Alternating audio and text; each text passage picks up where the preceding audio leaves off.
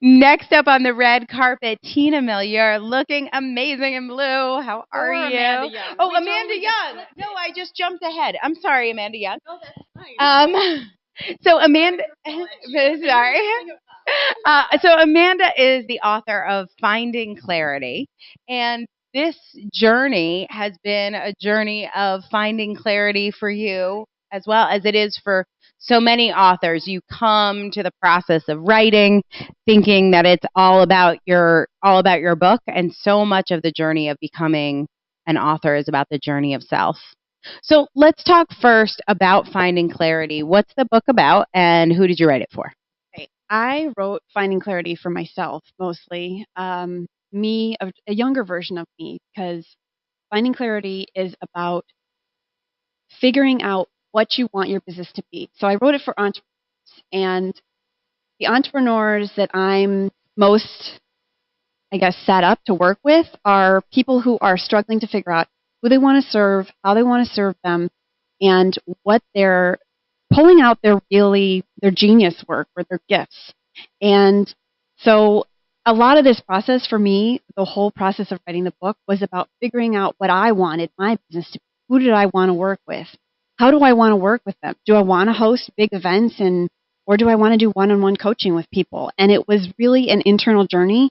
And I had no idea during this process that I would be writing about how to get in touch with intuitive self and go inside to figure out what you wanted, because I've always been listening to what other people wanted or what I thought I should be. But whatever it was that was out there, I was listening to other people, valuing them more than myself. And so this journey was amazing. So one of the ways, people ask, how can you get so many books done in 3 months? And your journey was about 3 months. And part of that is just by having the book tell you what it wants to be and what it needs to be. One of the things I think you did so well on the journey is you really listened to what the book was telling you. You listened to your intuition, and very often that's different than the book you think with your smart girl left brain that you should write. So if you had to go back in time, let's say we could wind the clock back 3 months, is there a piece of advice that you would give yourself about this book writing process now that you've been through it? I think for me it was, I just had to trust the process, and I wasn't sure. I went into this thinking that I was going to write a totally different book. I thought it was going to be a revolution on motherhood, which I have so many books in me that I know that book's coming. But right now, it had to be a marketing book. And so I think most authors and most of the people in this process as part of the cohort have all been kind of wondering at some point in time, am I doing this right? What's going on? And you just have to give into that and let go. Just release the whole idea. You don't have all the answers, and that's okay. I guess that's what the advice I would pass back to myself, to just if I could pass notes and back in high school. Yeah, I wish I could have given this book to me 2.5 years ago and said, Amanda, hire a one-on-one coach to reflect all of your ideas back to you in the most clear way and cut through that clutter. And that's what I can now provide to people I work with.